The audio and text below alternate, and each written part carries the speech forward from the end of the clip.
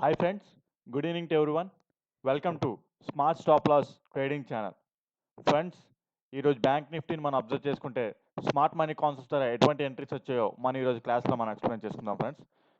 ఈరోజు మనకి ఎటువంటి ఎంట్రీ లేదు ఫ్రెండ్స్. ఎంట్రీ కాదు కదా, అసలు మార్కెట్ మనం అదో ఆడుకున్న తీరు చూస్తే అసలు బా బొమ్మ బొడిసెడిపోద్ది అసలు. ఏంటంటే అటు ఇటు తిరిగేసింది. ఇంక అందులో ఎంట్రీ ఏం తీసుకుంటాం అసలు. ఈ అటు ఇలాంటి మార్కెట్స్ నాకు చాలా ఇరిటేటింగ్ ఉంటది. అండ్ ఇంకోటేంటంటే ఆహ్, ఇందులో ఇలాంటి మార్కెట్స్‌లో మనం ఎటువంటి ఎంట్రీ తీసుకోకుండా ఉండడం బెస్ట్. ఆ రోజంతా ఖాళీగా ఉండడం బెస్ట్. ఎటువంటి ఎస్ఎంసీ ఎంట్రీ అయితే ఇలాగ ఫాస్ట్ అంటే ర్యాపిడ్‌గా అటు ఇటు తిరిగేస్తే ఎస్ఎంసీ ఎంట్రీస్ అయితే ఏమీ ఉండవు ఫ్రెండ్స్. ఓకే. కానీ అయినా నేర్చుకోవడానికి 2, 3 ఉన్నాయి. అవేంటో నేర్చుకొని ఈరోజు వీడియో అయితే ఫాస్ట్‌గానే ముగించేయొచ్చు. ఓకేనా? అవి ఏంటో తెలుసుకుందాం ఈరోజు. అనాలిసిస్ ఏంటనేది. అండ్ అదే విధంగా మీరు ఒకవేళ ఫ్రెండ్స్ ఎస్ఎంసి కాన్సెప్ట్స్ మీద క్లాసెస్ కానీ different type of advance liquid strategies మీరు క్లాసెస్లో నేర్చుకోవాలనుకుంటే నేను కొత్తగా బ్యాచ్ స్టార్ట్ చేసాను ఫ్రెండ్స్. అది 2 days అవుతుంది. ఒకవేళ మీరు జాయిన్ అవ్వాలనుకుంటే నా కింద నా డిస్క్రిప్షన్లో ఓ నెంబర్ ఇస్తాను. దానికి మీరు కాంటాక్ట్ అయితే నేను మీకు ఎన్రోల్మెంట్ ఎలా చేసుకోవాలి ఏంటనేది ప్రాసెస్ చెప్తాను ఫ్రెండ్స్. ఓకే ఫ్రెండ్స్, క్లాస్లోకి వెళ్ళిపోదాం.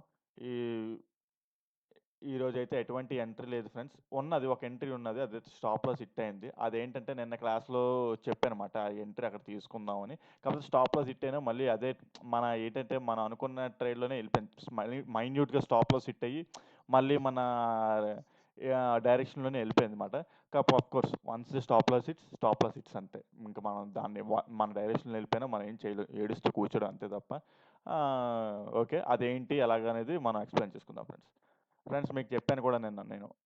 ఈ ఏదైతే ఉందో ఈ క్యాండిల్, ఇది లాస్ట్ హైయర్ టైమ్ ఫ్రేమ్ అనాలిసిస్‌లో చూసుకుంటే ఇదే లాస్ట్ పీఓఐ. అంటే పీఓఐ ఇన్ ద సెన్స్ ఏంటంటే order block entry extreme POI అంటారన్నమాట. Point of entry. ఈ క్యాండిల్ దాటినంత వరకు నేను సెల్ సైడ్ చూడను అని చెప్పేసి అన్నాను. ఆ! ఈ ఏరియాలోనే మార్కెట్ చాలా సేపు సస్టైన్ అయింది. చూసారా అబ్జర్వ్ చేసుకుంటే ఇక్కడి నుంచి కిందకి వెళ్ళలేకపోతుంది. కిందకి వెళ్ళలేకపోతుంది. అలాగని చెప్పేసి పైకి ఆహ్, పై పైకి పై అంటే నేనైతే అనుకున్నాను ఇక్కడి నుంచి మళ్ళీ మార్కెట్ బుల్లిష్‌గా వెళ్తదని చెప్పేసి నేను అనుకున్నాను. నేనైతే బుల్లిష్ వెళ్తది అనుకున్నాను. కాపోతే నేను అనుకుంటున్నాను ఏంటంటే సంథింగ్ న్యూస్ ఏదో ఇన్‌ఫ్లో ఉన్నట్టున్నది. ఈరోజు గాని నిన్న రేపు ఈరోజు నైట్ ఉన్నట్టుంది న్యూస్ ఇన్‌ఫ్లో. సంథింగ్ ఉంటది ఏదంటారు దాన్ని? యూఎస్ మార్కెట్ లే ఇన్‌ఫ్లేషన్ రేట్ సంథింగ్. అయినా నేనవి పట్టించుకోను. నేనైతే న్యూస్ అయితే ఎప్పుడు ఫాలో అవ్వను. ఎందుకంటే మన స్ట్ర న్యూస్ అనేది ఏంటంటే ఎప్పుడో ర్యా ఇన్‌స్టిట్యూషనల్ ఇన్వెస్టర్స్ ఈళ్ళందరూ ఏదైతే ఆ న్యూస్ వాళ్ళకెప్పుడో వచ్చేస్తది. ఆ న్యూస్ మనకు వచ్చేప్పటికి 3 డేస్ అంటే చాలా లేట్‌గా వస్తది ఆ న్యూస్. ఆ న్యూస్ మనం చూసి మనం ట్రేడ్ చేసామంటే దానంత బిగ్ మిస్టేక్ ఇంకేం ఉండదు. అలాగని చెప్పేసి న్యూస్ బట్టి ట్రేడ్ చేసేవాళ్ళు వేస్ట్. అలాగంటే వాళ్ళ టైప్ ఆఫ్ స్ట్రాటజీ వాళ్ళది. మన టైప్ ఆఫ్ స్ట్రాటజీ ఉంది. నేనైతే న్యూస్ చూడను. మనం ఎంతసేపు మన ఆర్డర్ బ్లాక్స్, ఆర్డర్ ఫ్లోస్, మన ఇండివిడ్యువల్స్ అవి చూసుకుంటాం. ఒకేళ హిట్ అయితే టార్గెట్ తీసుకుంటాం. ఫెయిల్ అయితే స్టాప్ లాస్ తీసుకుంటాం అంతే. ఈ రెండే మనకు తెలుసు. అంతకు మించి ఇంకేం తెలీదు. ఓకే. ఈ క్యాండిల్‌లో బ్రేక్ అవ్వకూడదు.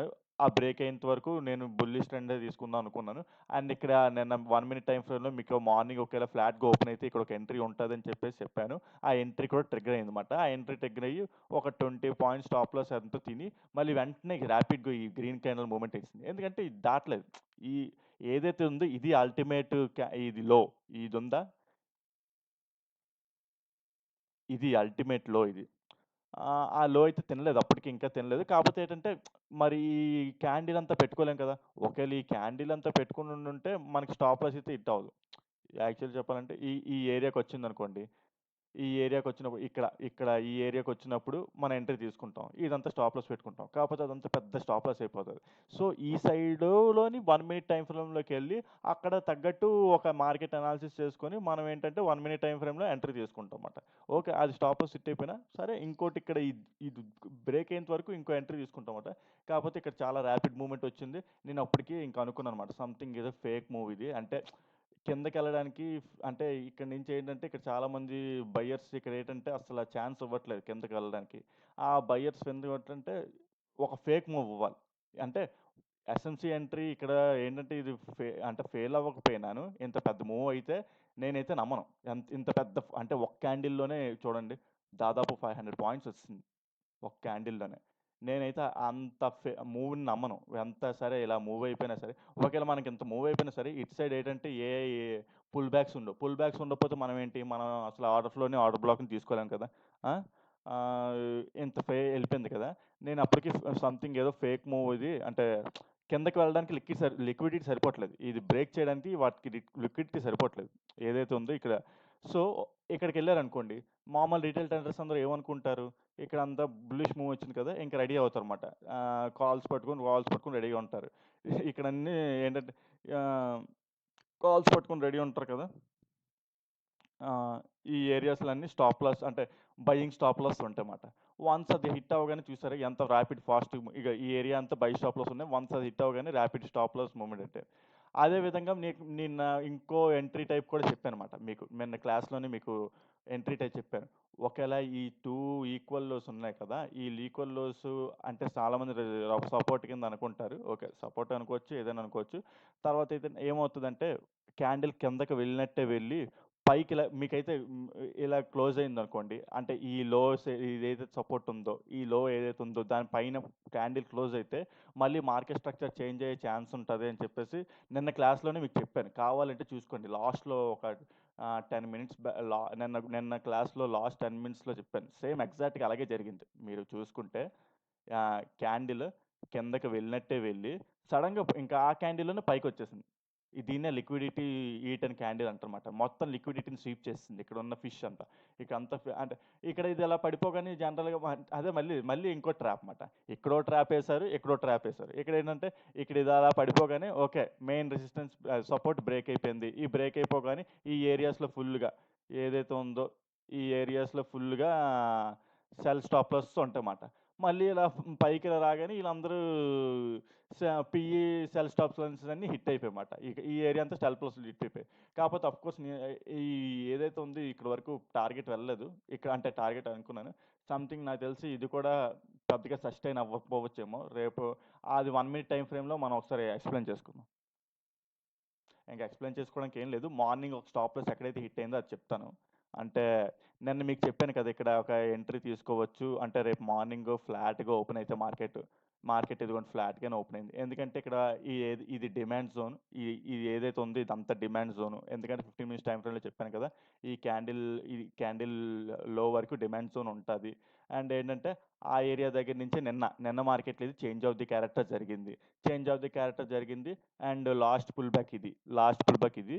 దాన్నేమో ఇక్కడ ఇండ్యూస్‌మెంట్ తీసుకుంది. ఇండ్యూస్‌మెంట్ సెన్స్ ఇస్తే ఆ లాస్ట్ పుల్ బ్యాక్‌ని క్రాస్ చేసింది. సో, మనం ఏంటంటే ఇది స్టాప్ లాస్ అవ్వచ్చుమాట. నేను మీకు చెప్పాను నిన్న ఫ్లాట్‌గా ఓపెన్ అయితే మనకి మళ్ళీ ఈ ఏరియాకొచ్చిందనుకోండి. ఈ ఏరియాకొచ్చినప్పుడు ఇది ఎంట్రీ తీసుకోవచ్చనుకున్నాను. ఇక్కడొచ్చింది. Okay. No problem. Stop loss ఇక్కడ ఎంత 24 పాయింట్స్ తక్కువ పాయింట్స్ ఇది. పెద్ద వింతేం కాదు. కాకపోతే స్టాప్ లాస్ హిట్ అయినట్టు మళ్ళీ ఏంటంటే ఏదైతే 15 మినిట్స్ టైమ్ ఫ్రేమ్‌లో ఉన్న క్యాండిల్ లో క్రాస్ చేయకుండానే మళ్ళీ భారీగా ఇక్కడి నుంచి వెళ్ళిపోయిందన్నమాట.